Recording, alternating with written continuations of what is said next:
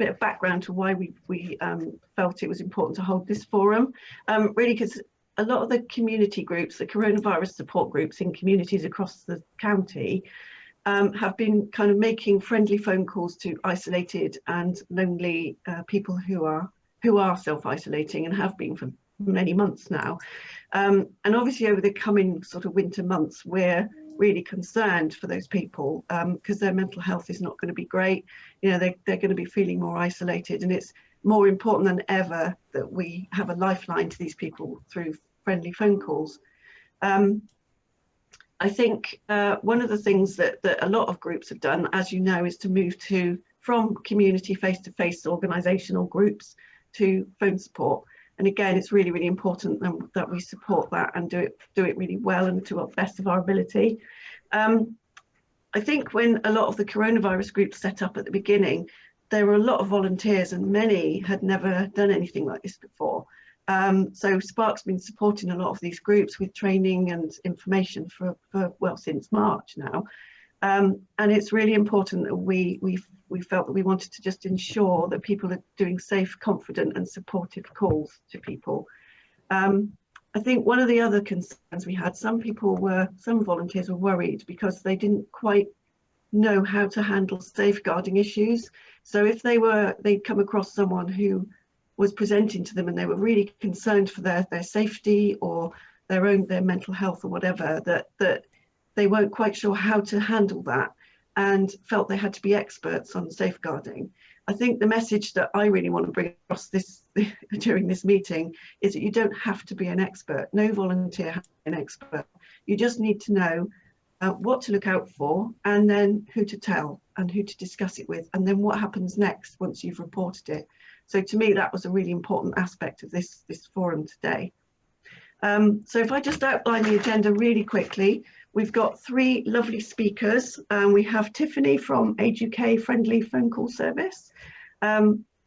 We have Becky Rosen from the Open Mental Health Service, which is quite a new service, which she'll tell you about. And we have Louise White from Somerset County Council to talk to us about safeguarding. So I'll introduce them as they come along, but after each presentation be sort of 10 to 15, about 5 minutes questions. And then at the end, we'll then do a kind of question and answer session to kind of bring together all of the questions. If you look on the bottom of your screen, there is a chat box. If you just hover over the bottom of your screen, you'll see the chat box will come up. And you can type in anything in that chat box, and we can read what questions you've got, and then we can make sure that nothing gets left out. And my lovely assistant Penny is going to be managing that for me during the forum as well. So so that's the chat box. And then Matt is going to just quickly talk to us about a poll that we thought we'd do right at the start because we're interested in this. So over to you, Matt. Great, thanks, Sue. So we've got 2 questions for you, a quick poll.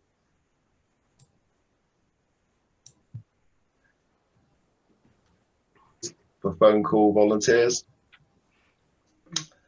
So let's see if this works. This is my first time doing a poll. Yeah. So hopefully you'll have a yes, no, or undecided.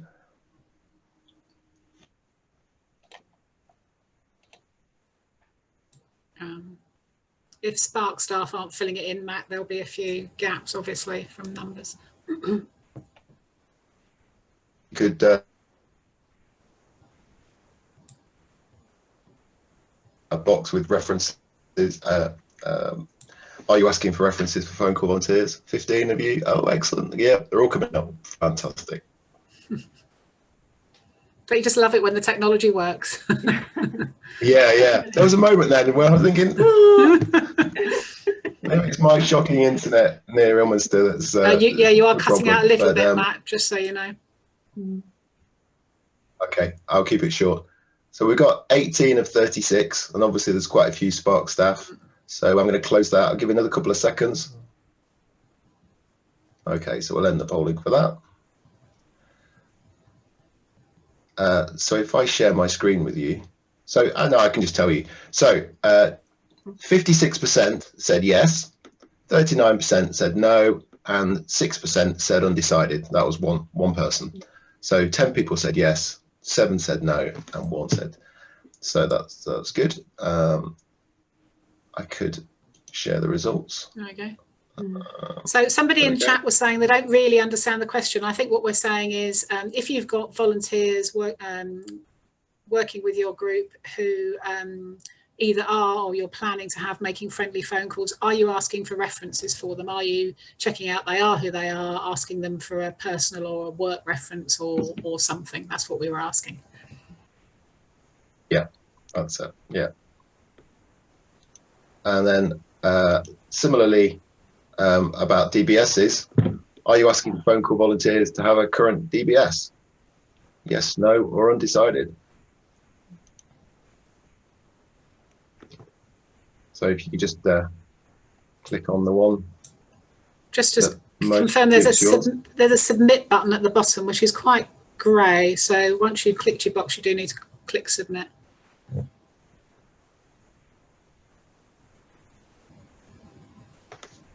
Yeah, and I think the fact that some of you are already volunteers, Natalie's just put a thing in the chat that some people are coming in on this call as volunteers and some are coming as organisers. So it's a mix. But yeah, if you're a volunteer and you've had a DBS and you've had a reference, then the answer is yes.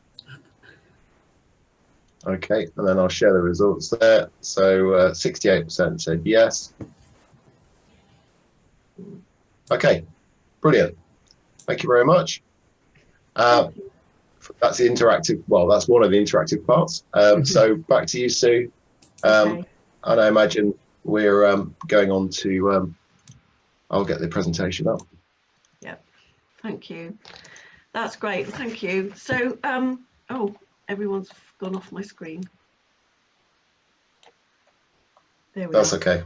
Can you share the host sharing poll results as well, is that right?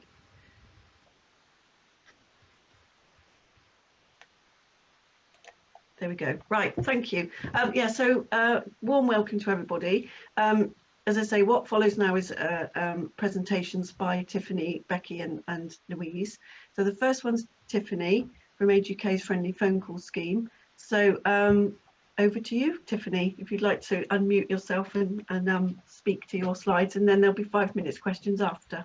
Thank you. Hello everyone, I'm Tiff, Age UK Somerset's Friendly Phone Calls Officer, and I'm going to talk to you about making friendly phone calls and how our service operates.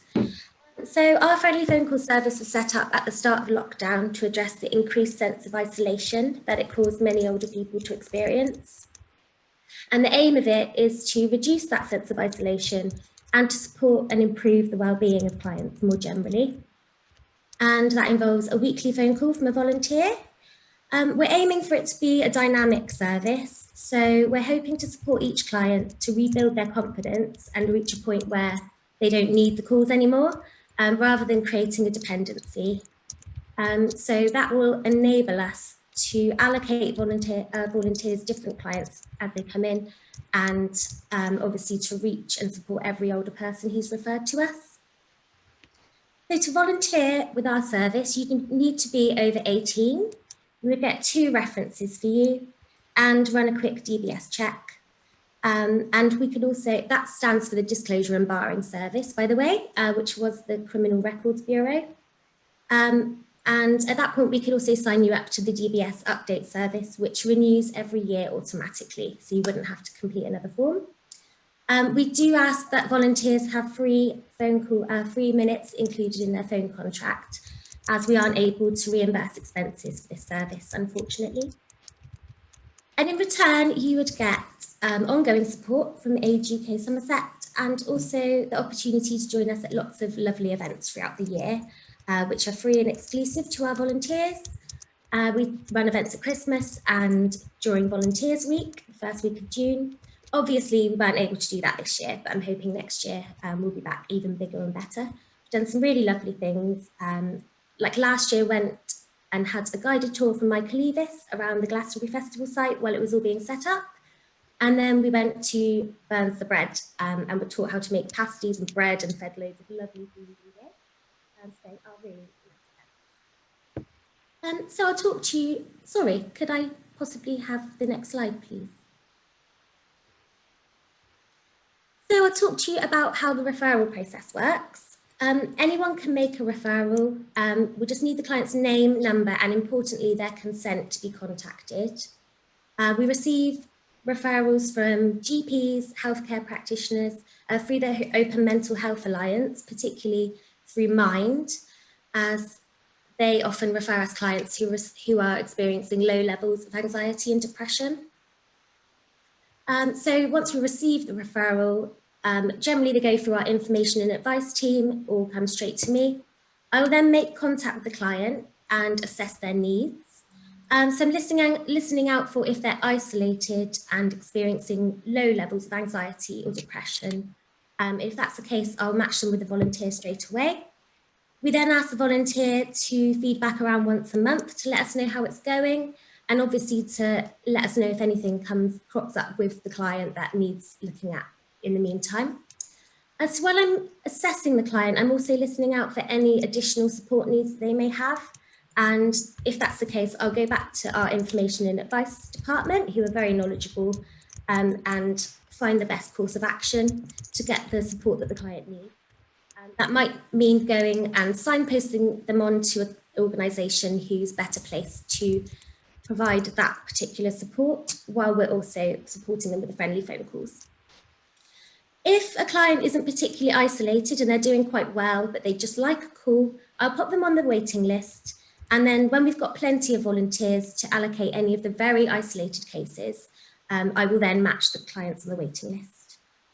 And we do sometimes encounter clients whose needs are beyond what we're able to offer in terms of support with this service. In that case, I would generally go back to our information and advice department again. I would go back to the original referrer and let them know that we aren't able to support them. But I would support the client through accessing the support they need from another organisation that's better placed to provide what they need. Have the next slide, please, Sue. Thank you. So I'll talk to you a bit about actually making friendly phone calls. Obviously, every person's different, so it really is dependent on what the client needs. There are a few pointers that I can give you that might help. I would say the most important thing is to listen to your client and to show that you're listening. Obviously, we don't have the visual cues that we usually have to show that we're listening when we're talking to someone face to face. So it's just about making clear that you are listening to them. And having empathy rather than sympathy. Obviously, there's a fine line there, but it's about trying to put yourself in the shoes of the client and understand their situation rather than coming across as pitying them. And I would say to let them lead the conversation and let them express what they want to talk about and get off their chest what they need to. But perhaps you could pick up on anything that's really positive in their life and something that they really light up when they talk about, and explore that a bit more, ask some questions about that, because then you're kind of exploring something a bit more positive in their life. And it's about seeing them as a whole person rather than just the situation that they're in now. So remember, you're talking to a person who's had a long and probably very interesting life, and there's lots for you to discover about them. And it's quite nice to talk about things that are a part of their past that are happier times, and to focus the conversation on them. So they're bound to ask you a bit about your life, and it's probably quite nice for them to hear about other people's lives to take them out of their situation. But it is about bringing the conversation back to be focused on them, as this helps to subtly reinforce the fact that it is a support call that you're making, and that helps with keeping boundaries in place. So in terms of setting and maintaining boundaries, a good idea is to set a clear expectation from the beginning in terms of how long the calls are going to last and how often they're going to be, which just avoids any disappointment. I would advise to not give out your personal number to begin with. If some volunteers do, and that's very kind of them because they want to know that their client has someone they can contact at any point if they need it, which is lovely. But you aren't expected to do that. You can go through the organisation you volunteer with. If the client needs to contact you, they can contact them. And obviously that just means that you're not going to get any unwanted calls, and you're in control of when the calls take place. I would advise that you make calls while the office is open, 9 to 5, Monday to Friday. Just means that you do have support available then if you ever do need it. And I would suggest that you arrange a set time and day of the next call, which obviously means that you're not going to waste your time trying to get hold of people when they're not available. And keep in mind that you are simply here to have a friendly phone call and for a nice friendly chat. Don't feel like you have to solve all of your clients' issues or find solutions to their problems. Remember that the organisation you volunteer with is there to support you and the client. And if you feel at all out of your depth or worried about anything, please do contact them and they'll be happy to support you. Thank you. Oh, brilliant. Thank you, Tiffany. That was great. There's one question on here at the moment. Can people in the early stages of dementia access your support? Oh, yes, that's a great question. Thank you very much. Yes, certainly. But I would say we actually have a brand new service that's ideal for that. Cognitive stimulation therapy service. It's been shown to slow the progression of mild to moderate dementia. And that's a program of activities that they take part in. Obviously, that's being done remotely via Zoom at the moment. It's a brand new service, so I'd say that service would be perfectly placed for anyone with mild to moderate dementia. Brilliant. So perhaps we can send the details of that out after the forum, yeah. Tiffany. The other thing I would say, Tiffany, is you talked about making calls during office hours and referring people to other colleagues, but obviously some of the groups who are attending today will be quite small voluntary groups who won't have that kind of backup. But I guess it's worth saying that Monday to Friday, 9 to 5, there will be other services open for business, which, you know, and other people to call for general advice. I don't know, the CAB or yourselves indeed. So I guess as a general guideline, that's probably quite good advice, even if people don't have the backup of an organisation themselves. Yeah, obviously it's not always possible. People need to make calls in the evening, but there is going to be a talk on safeguarding a little bit later. So I think that lady will be better placed to talk about that. Okay. So are there any other questions for Tiff before we move on? I mean, obviously we've got time at the end to ask questions as well, so people can ask, just make a note of it and ask it later. But is there anything else anyone would like to ask now? There we go, there's one.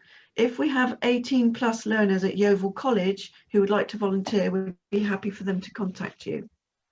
Yes, absolutely. Yeah, that would be lovely. Thank you very much. We do ask that it's a fairly long term. It really depends on how long your students are intending to volunteer for. If it's a kind of fairly long term thing, that would be best, rather than just a few weeks or something like that. But yeah, we'd be very happy to have them on board. Thank you. Okay, and there's someone asking how they get involved. So you've got a potential volunteer there, Tiff. How do they get involved?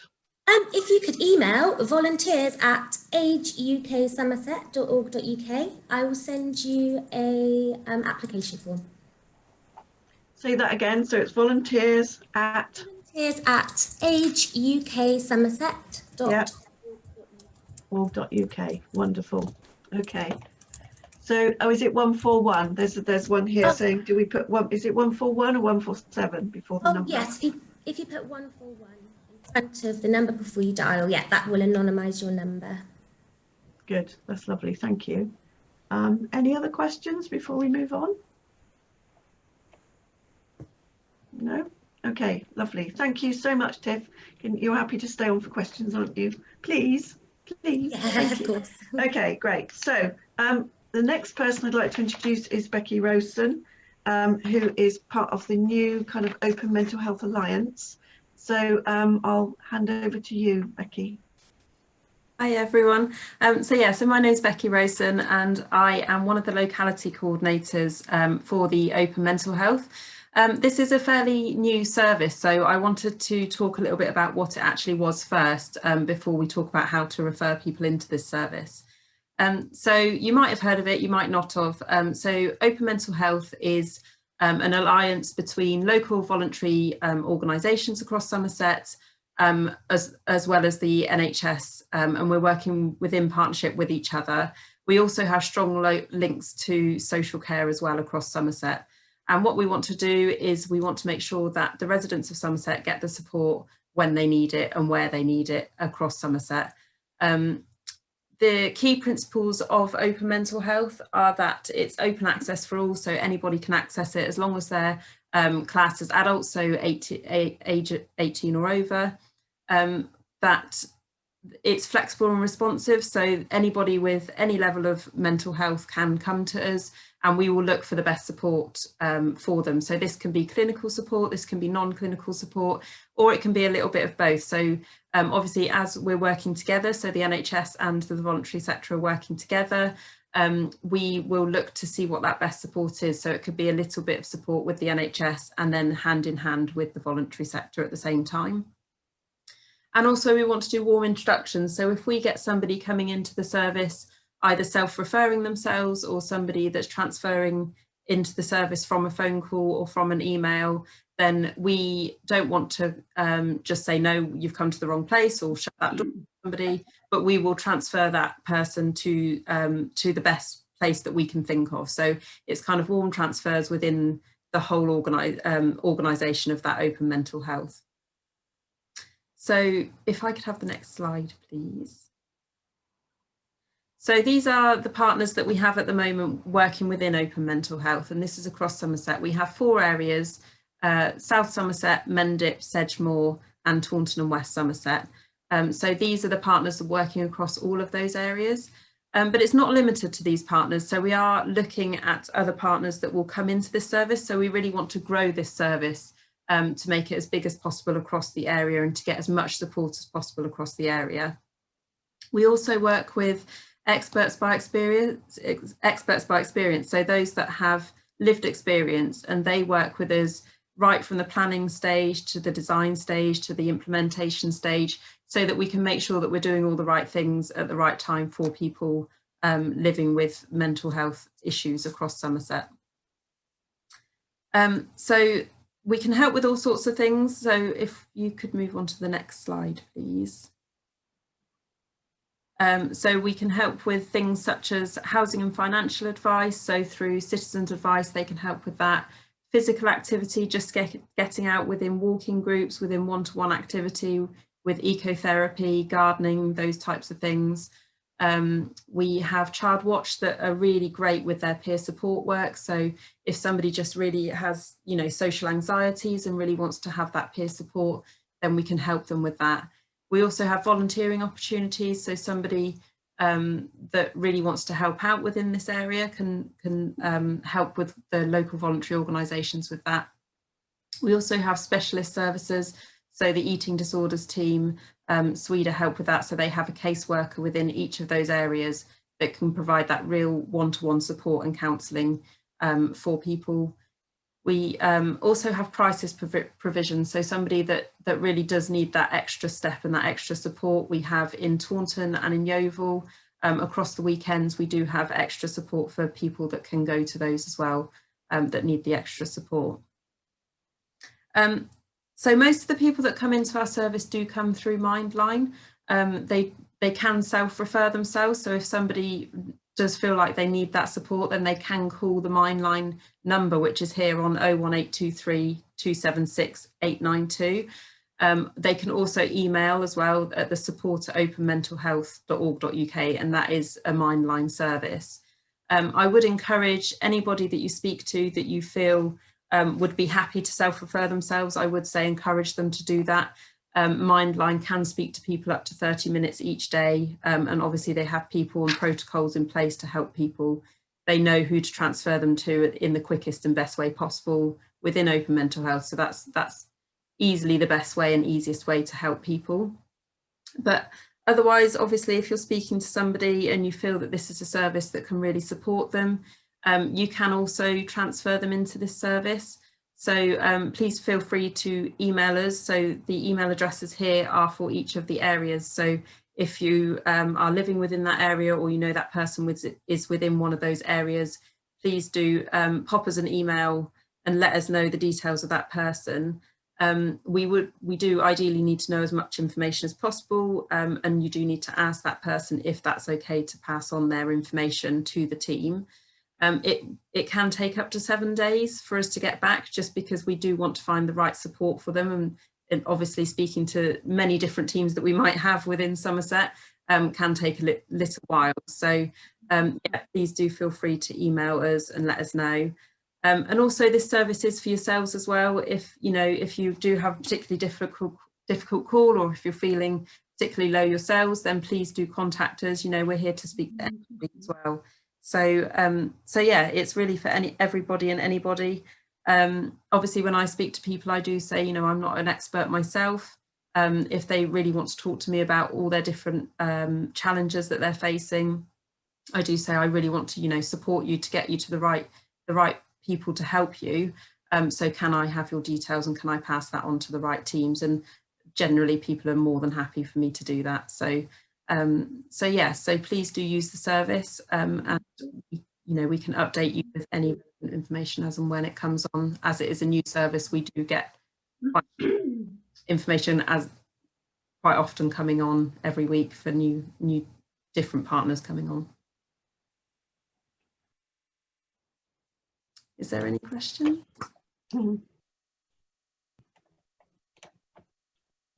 Thank you. Thanks, Becky. That's brilliant. Yeah, has anyone got any questions for Becky? There aren't any in the chat, so. No.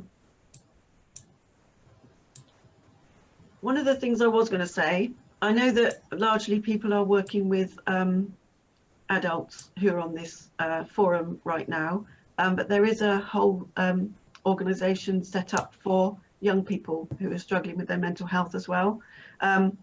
It's just worth a mention. Young Somerset are leading on it, and it's called the Big Tent. And I'm actually involved in that on the little working group. So if anyone wants any information, please just come back to me or come back to Spark, because we can put you in touch with them. But it's through the organisation Young Somerset. And again, it's very similar, lots of different organisations working together to support young people's mental health. Okay, well, if there's no more questions, we can save them to the end anyway. I'd like to introduce Louise White, who works for adult social care at Somerset County Council, to sort of look at adult safeguarding. Over to you then, Louise. Thank you. Hello, thank you very much. Good morning, everyone. I'm hoping that you can hear me, and I've taken all mutes off and all of that. Really delighted to be talking to you today, because this week is Adult Safeguarding Awareness Week. So there's lots of media campaigns to make sure that we share with the communities that we work within some awareness, so that the recognition of adult abuse is a lot more prevalent within our community, so that people know what to do with it. So part of my talk today is to try and help you recognise adult abuse, but then also to know what to do with some of it. So I'm going to flick through some slides. So we'll move to the next slide. Today's message is really simple. It's just about recognising it, knowing how to respond to it, and then knowing how to report it, because I think they're the main key things that you need to take away from today. It's already been said, there are no experts in the room. I'm not an expert. I know a little bit about something. You all know a lot more about other things.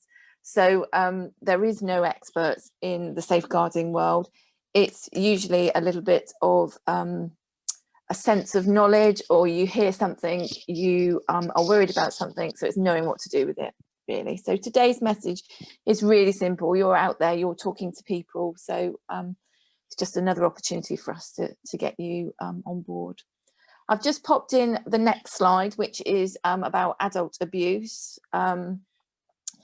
Just to remind people what adult abuse is, because it can be a one-off incident, of physical harm or abuse, but it might not be. It might be a very subtle experience of abuse. So often things like domestic abuse are very subtle, and the person may not even know that they're experiencing abuse for a long period of time. The important thing to mention is that it can happen to anyone. In Somerset, we know that most abuse happens in people's own homes.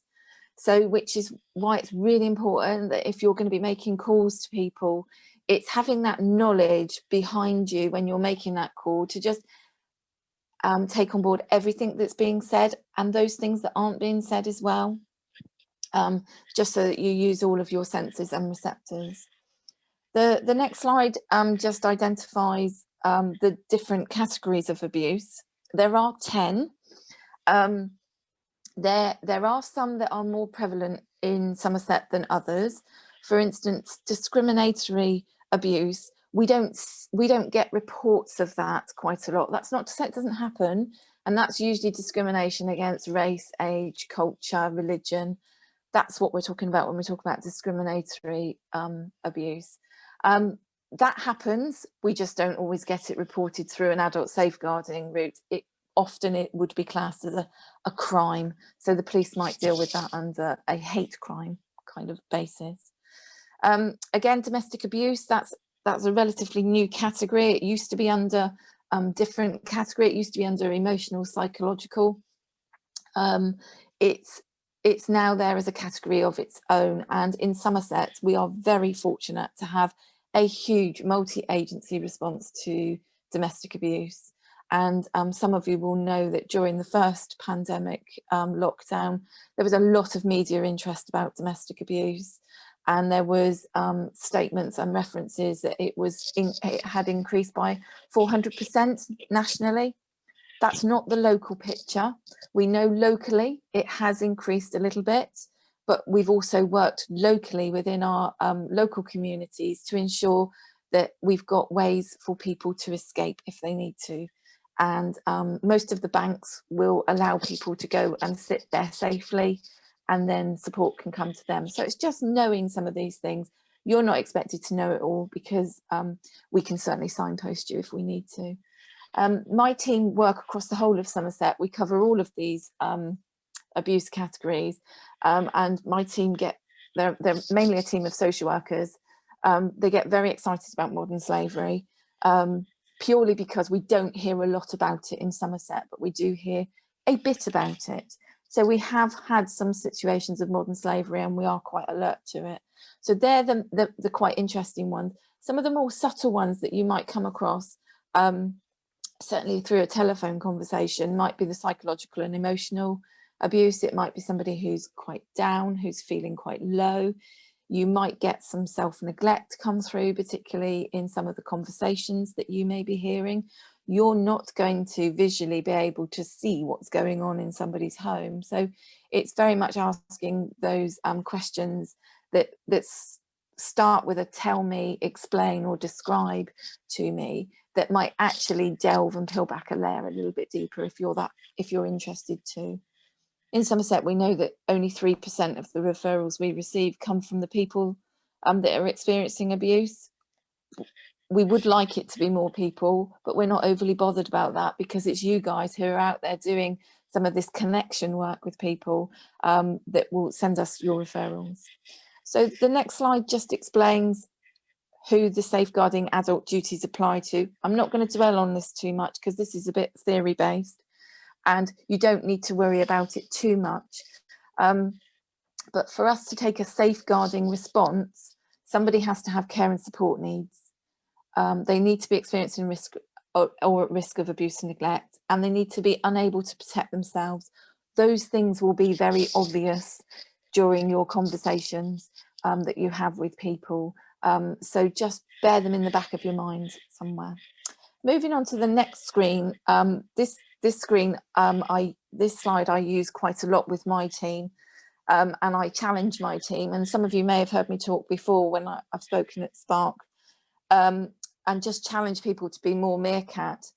And the way I describe that is, if you remember in all those David Attenborough programs what meerkats are like, they work as a pack, they tittle-tattle to each other, they share information, and they scout the horizon. So in your work, be more meerkat, be more interested in people, use all your senses, and do things. If something feels wrong, it's more than likely is wrong. So just be attuned to that, really. Ask questions and be that nosy person in a really nice, sensitive way. So be interested in people, because the people that you will be speaking to by phone you may be the only person they've spoken to for the last week. So just be interested in them and what's going on. Be more meerkat is my challenge. The next slide is the slide that I'm hoping will help you the most. And I'm hoping also that Spark will make sure the slides are available to you, because this bit you can kind of use as a bit of a checklist, if you like.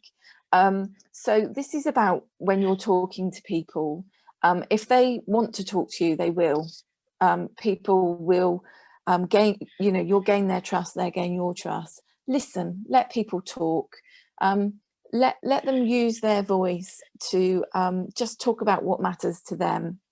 You don't have to have all the answers. Nobody's got all the answers, and nobody expects you to have all the answers.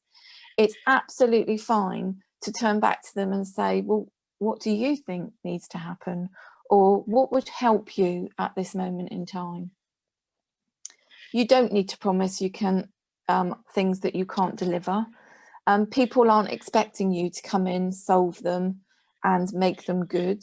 What they're asking of you is just somebody to be interested and somebody to listen and somebody to talk to, just somebody that matters for them, however long that phone conversation might be. And it's important that you don't set up somebody else. So for instance, so that they're not expecting another organisation or another person to deliver on something.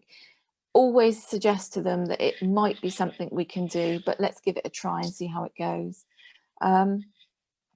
There's also this thing about confidentiality, and it's confidentiality, gaining trust, but also the need to know.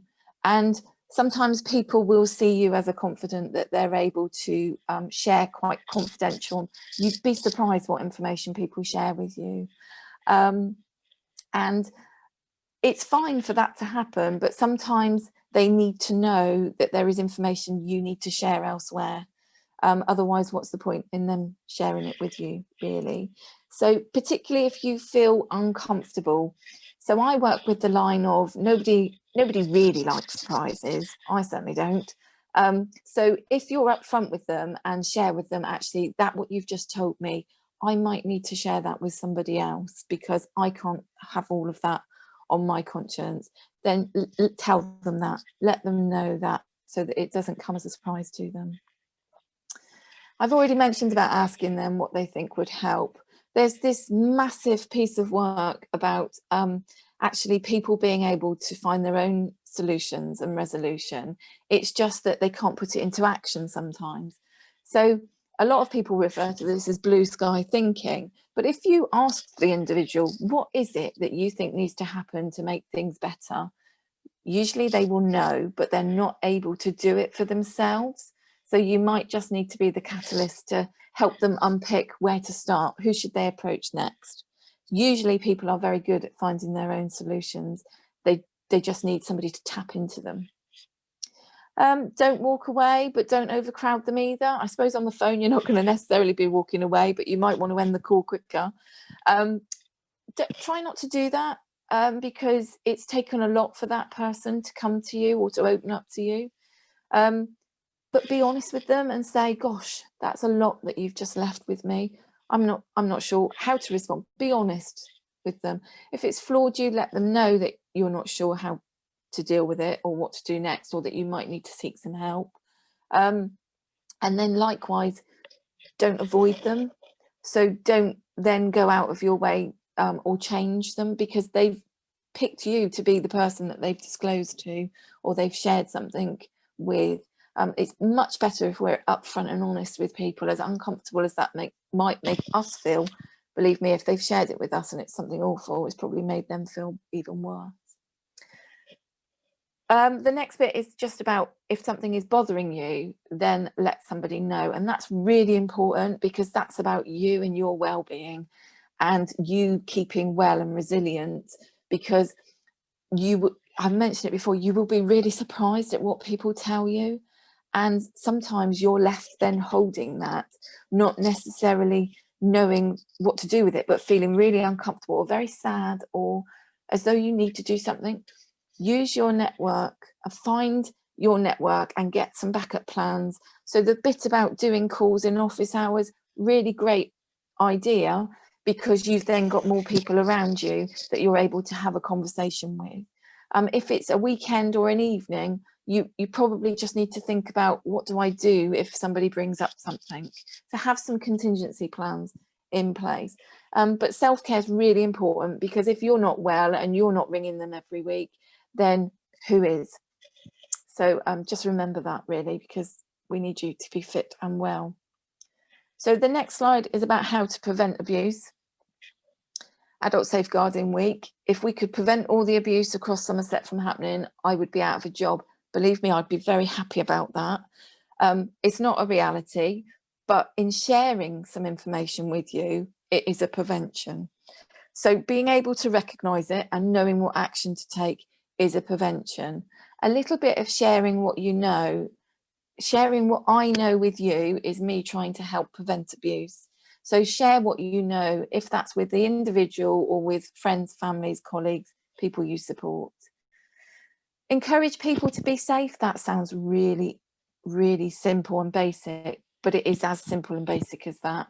It might be something like keep a lock on your front door, or don't give out your details by telephone of your bank. It's just those simple preventative steps that are really important for us to just revisit with people at every opportunity that we can. Keep safe, keep warm, keep well. Think about our partners as well. We've already heard this morning from some of our partners in Somerset who are there to help people keep well and safe. Think about others, trading standards, fire service, all of the services that were previously open and involved are still open and out there. They're just working in different ways now. Don't stop being curious. Don't stop being meerkatish. Keep asking, keep being curious, keep being interested in people, and be alert to what's going on, whether that's something that's said or not said in the background. Okay, so how to report a safeguarding concern is the next slide, and I'm not expecting you to deal with it or be the experts to know what to do with it once you've done it. I suppose the main thing is, if it's an immediate risk of harm or abuse, then it's 999. They're the emergency services. That's what they're there to respond to. If a crime's happened, but it's happened and measures and steps have been taken to, you know, ensure the doors are safe, or banks have been stopped, or the person has moved away, then that can be a 101 call to report a crime. To report to Somerset County Council, you can do it in a number of ways. There's a telephone number there which operates from 8 till 6 Monday to Friday, and you can ring that number. You will be asked for details about the individual, and you will be asked to share some information about them and what your concerns are. There is an email address, so if talking to somebody in a call centre is not for you, then you can email us with the information, and it's as much information as you can provide will then help us identify the person, identify the concern, and make sure the right response is held. And there is also a Safeguarding Adult Board website. So in Somerset, we've got an adult board made up of statutory partners. There's a hyperlink there because there's a referral form on there that you could fill out if you had enough information about the individual. The other thing about the website is there's some really useful information on there that will go into much more detail than I'm able to with you today. So use it as a resource if you need to. So how do we respond is the next slide. So the next slide talks about Somerset Direct. They're our call centre. They are upskilled and trained to take really quite difficult conversations from people. So nothing really surprises them. They take the calls, they deal with the emails, or they would deal with an online referral. And they use what we've called a risk decision-making tool. That tool is available to you to have a look at and to use in your work. And I've included the hyperlink, but it's on the Safeguarding Adult Board website. And I encourage you to have a look at it if you come across a situation which is safeguarding and you're not sure what to do with it, because it really will help you. Somerset Direct are trained to screen the information they're given and signpost it within Somerset County Council so that the right team respond. So it might be that you tell us about a situation that you're worried about somebody, and it might be the first time we've heard about them, or they've got quite low level needs. So it might be actually the most appropriate response might be for them to have an assessment of their care and support needs, to see if there's any other additional community-based supports that can help them. That might not come through to safeguarding, because that would be about preventing it from needing a safeguarding.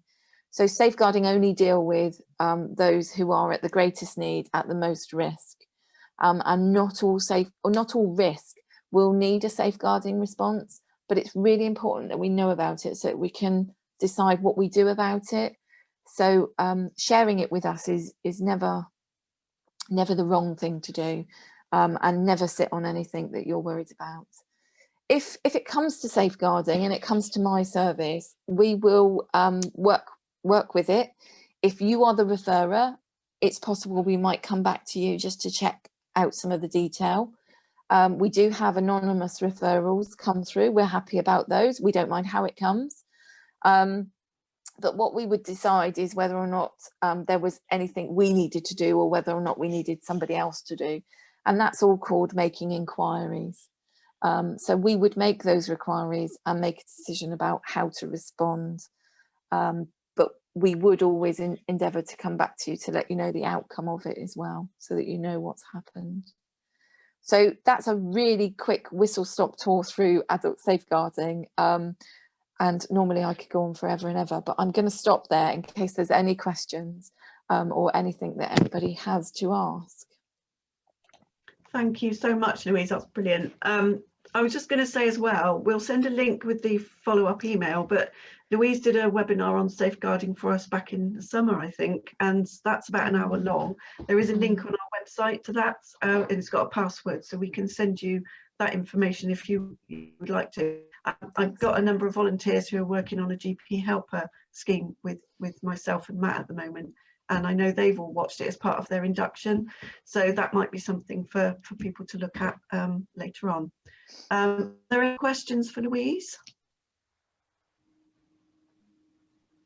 No? Okay, we'll have a think. I mean, if the next part really is just general question and answer, so if there's anything that anyone would like to ask about any aspect of making friendly phone calls at all, then we can try and answer them between us, the panelists, and any Spark colleagues, or anybody else that's on the call might have experience that they'd like to share.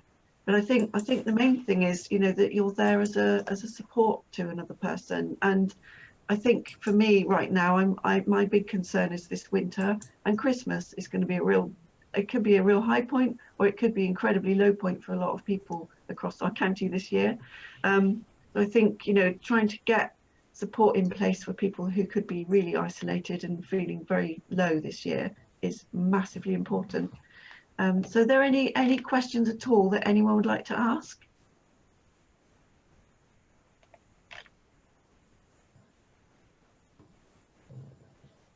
Nothing coming in at the moment. Well, obviously I'm not going to drag it out if there's no extra questions, or comments, really, just comments about anything in particular to do with making calls. So is it worth saying that I assume we're going to be sending the slides out after the forum, and there's also a document which was drawn up early on in the first lockdown, which was just general guidance on making friendly phone calls. And I think the idea of today, as Sue said, really was to give you the example of what Age UK are doing and give you some resources to refer people to if you think there are issues around mental health, or indeed taking part in the service means that you feel you need additional support, and the safeguarding in case volunteers are worried about what they should do if they come across difficult circumstances. So that's really the reason Sue asked the three speakers. But if there are other general questions about organisation, Caroline, are people able to unmute themselves, Matt? If not, it might be a good idea to allow that, because Caroline Bennett's got a hand up. She would like to. Can you unmute yourself, Caroline, or are you not able to? Yeah, you should be able to. Excellent. Yeah. Right, sorry. go, Caroline. Sorry. Well, I've got a dog on my lap. Sorry. Hello, everyone. Yeah. She sat on my earphones. I apologise I missed this at the beginning, sorry. Okay. With regards to the DBS, our telephone people that have been making calls are actually known volunteers to us. So we haven't, at the minute, it hasn't been issued, but we are looking at it. I just wondered how you do the DBS checks with the formality of the, you know, the documents that you need. How do you see them? We've used Zoom to do this, actually. It's quite a good way of doing it. So you just literally, they just literally show you the document and that's good to go. Thank you. It's a tricky if they haven't got Zoom. Thank you, that's great. We can also send, scan and send by email pictures of it, if that's better. It's quite good our end. We have access to that, but not everyone where we want the documents don't have access. That's the only thing. That's yeah. So something that we've done a couple of times is you can use a if you have a phone with a camera, you can take a photo and then email it as an attachment to whoever it is. And that's cool. That's good enough, because my our administrator for DBS was concerned because she wasn't physically seeing it, that she was worried that wasn't enough. Yeah. So that's okay to take that. That's cool. Thank you ever so much. Caroline, we've got a member of staff now who is focusing on DBS advice, Jo Scrimshire, and we can send contact details if you like, and if you've got any other queries you could talk direct to her. That's great. Yeah, thank you. Okay. And there is a DBS page on our website, on the Spark Somerset website, so any information you need is quite likely on there anyway, but if not, there's a link that you can email through. Thank you. Thank you. No. Wendy, yeah, May I ask a question? Yeah, please do. Yeah, I was quite interested in the confidentiality versus the letting somebody know. I think that's a really fine line. And is there something that that prepares the person that you're phoning, that actually if they do tell you something, it may be that you have to forward it further, because the confidentiality would suggest that we don't say anything. Does that make a sensible question? Yes, it does. Yeah. Tiffany, do you have particular rules within Age UK? I used to work in young people services, and if we were talking to a young person, and they quite often in sessions we would say, you know, I will keep your information confidential, but I do need to warn you in advance, there are some things that I do have to pass on. I don't know if you do that at the beginning of the arrangement if you're setting up a buddying scheme, Tiffany? That's what I would think, and I would find useful to know. It's a good idea, actually, to say that at the beginning of the call. We don't have any for the volunteers. We have a privacy notice that we, as staff, say to the clients when we initially make contact with them. We don't tell the volunteers to say anything like that. But yeah, that would be a good idea to say. So the person that's receiving the phone call is actually warned. Warning is not the right, but you know, actually accept made aware that yes, that they if they do reveal something, that action may well have to be taken on it. So. Yeah, that's good. Thank you. Yeah, I was going to add, I think it's, you know, if it's a formal setting, you know, or, you know, it's been an arrangement, an agreement between the person you're phoning and yourself, the organisation you're representing, then right at the very start, you can say that as part of your kind of arrangements, just ground rules and boundaries, really. It's just sort of saying, you know, if there's anything, I'll have to pass it on, but I'm here for you and I'll support you through it. You know, that's kind of the bottom line, really.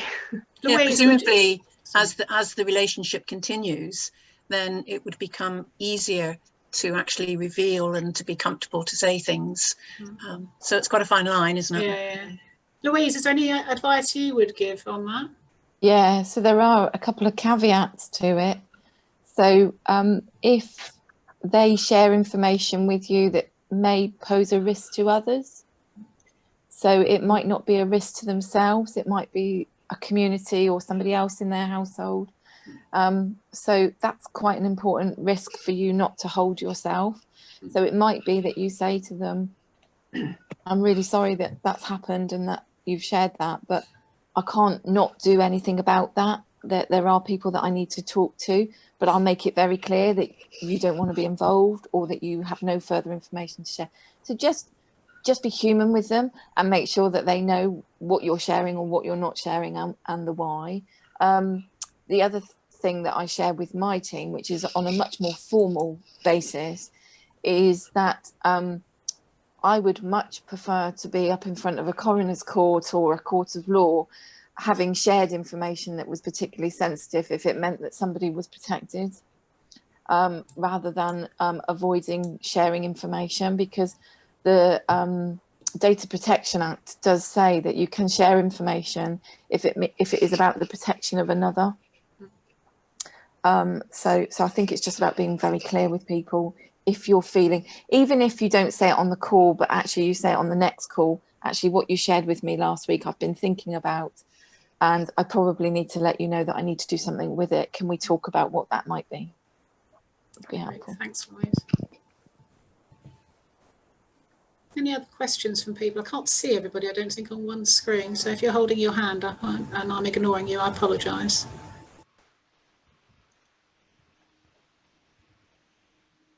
Nope. Sure, I haven't got 37 people on my screen, so. Oh, I think there are some people who haven't got their video on, in which case I won't be able to see you waving your hand. I think Richard might like to say Richard, something. sorry, Richard called.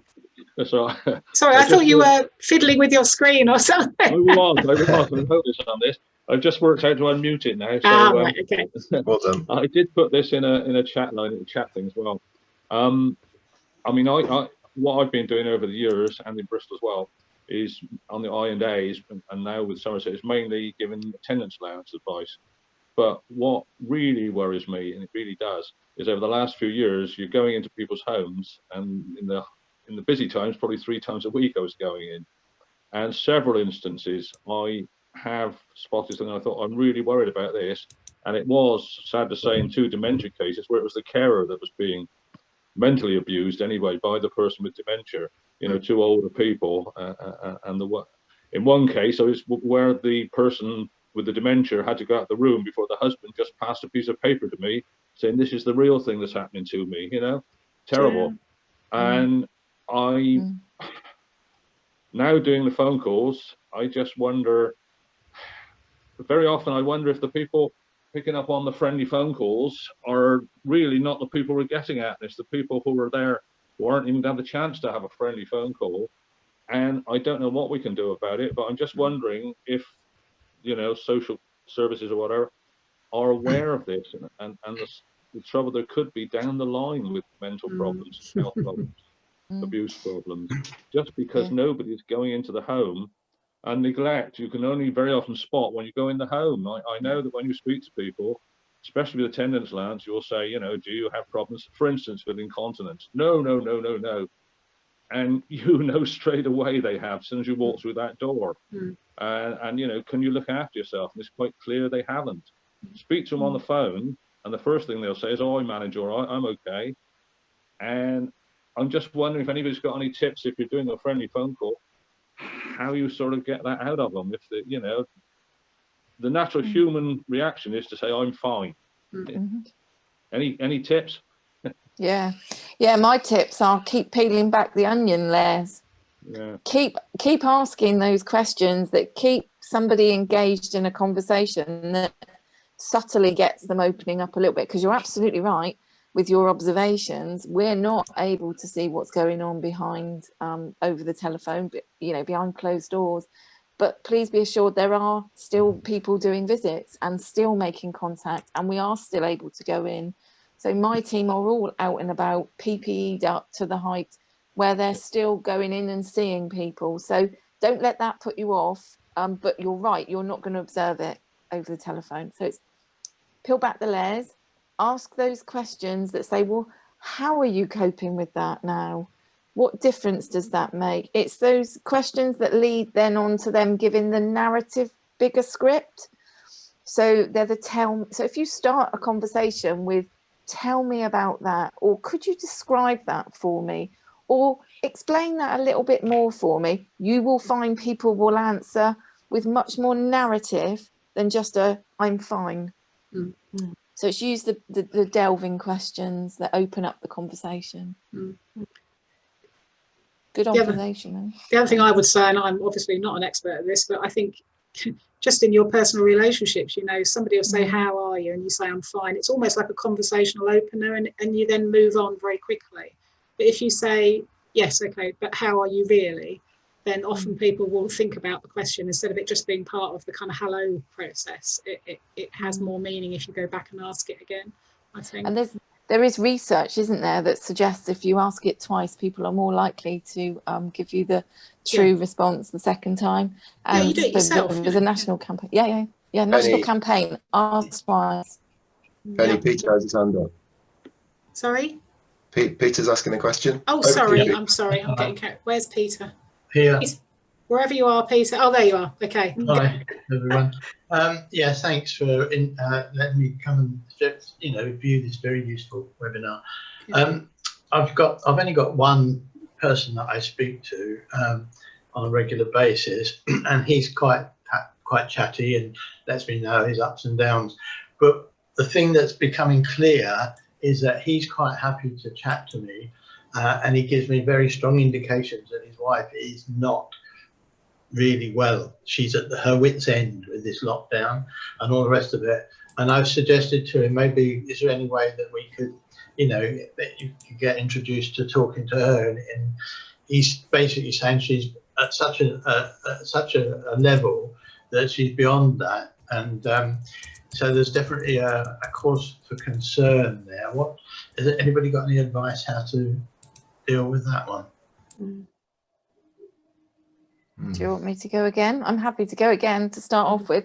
My suggestion would be perseverance does pay off, gentle, subtle now and again, but also if she's really unwell and needs a bit more help, sometimes they don't recognise that themselves, and actually a doctor or a GP or somebody external to yourself might be a helpful way to signpost them to some health colleagues, really. Yeah. The problem is she's not because she's not directly involved. It was her husband that was referred to me, who I talked to, and I like to know how things are generally in their house, so that it reflects on him as well. And he said his wife is not coping very well, but she hasn't made a request for a call. I mean, let's put it this way, is it out of order to suggest to him that maybe while I'm talking to him, if she wanted to join in the conversation, that she'd be quite welcome? What do you think about that? Absolutely. Any reaching out to people that might be struggling would, I'm sure, be very welcome. And she can only say no if she doesn't want to join. She doesn't want to join. The other thing is about the information you could give to him as the person you are speaking to, because he's going to be her main support. So could he contact her GP and share her information with the GP? You're not asking for the GP to share information back with him. No. It's just more about alerting people should they need it, or whether there's any family or other network that might help them.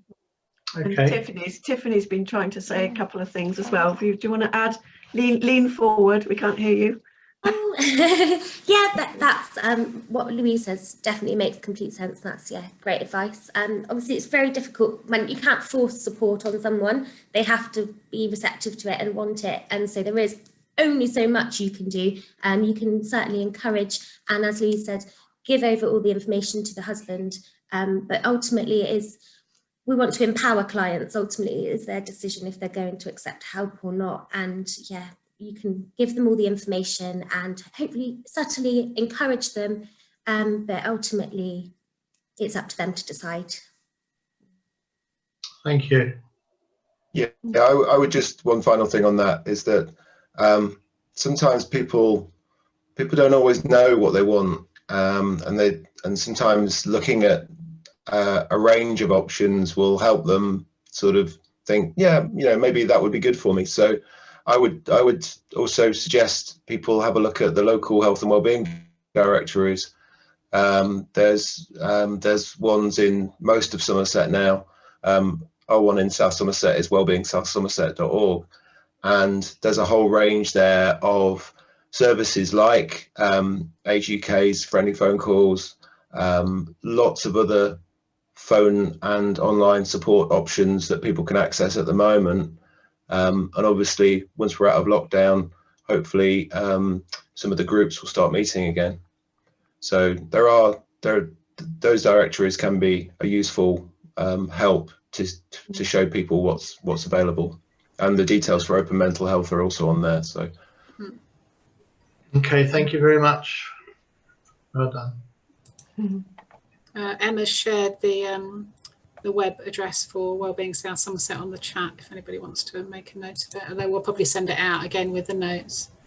Any other questions? I'm sorry, I've not been very good at scanning the little postage stamps pictures of you all. Anybody else? Wave vigorously at me. I'm just going to add the Health Connections Mendip website web address as well, because they are across Mendip they got the same sort of directory as South Somerset, and Sedgemoor is the other one, isn't it? Yeah, so we're Sedgemoor's not live at the moment, but there is one in Taunton, the Taunton Wellbeing Zone.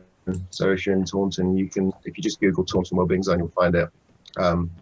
And yeah, there's links through those sites to people that you can talk to, who can direct you if you need a bit more guidance. Okay. Any other questions?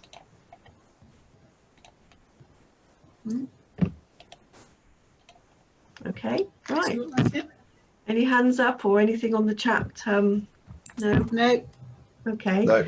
If I could just say a huge thank you to Tiff, Becky and Louise. It's been brilliant. Thank you so much. And I've really appreciated just hearing the questions that people have got as well. So like I say, we're going to email out the slides so you've got people's contacts, and we'll send you out a link to the helpful pointers for friendly phone calls that we did earlier in the year. And also the safeguarding webinar that Louise did for us earlier in the year as well. But I just want to thank you for joining in and actually saying, like I said earlier, winter is going to be the tipping point for a lot of people. And I think it's really important that we're around for our neighbours and people in our community who are needing our support. Because I think sometimes, but in terms of volunteering, sometimes listening to people's other issues and just listening to people who are distressed and anxious can actually make you quite low yourself. It can give you your own sort of anxieties, because you might feel upset, you might feel that you're kind of powerless to help somebody. But there are lots of places where you can go, like you've heard today, to talk. And if you are part of an organised group, then the coordinator of your group should be somebody that you can go to say, look, this is dreadful, I'm really fed up, I don't know how to help this person, I'm quite distressed by what they've said to me. But actually the main thing in the end is that you've given that person the opportunity to talk and to connect with you, and they will definitely be feeling better for having talked to you. I can fully guarantee that. So I think that's the most important thing. And then taking care of your own mental health is so important as well. Recognizing when you're feeling a bit stressed out that something's dragging you down, talk to somebody else, because talking always helps. So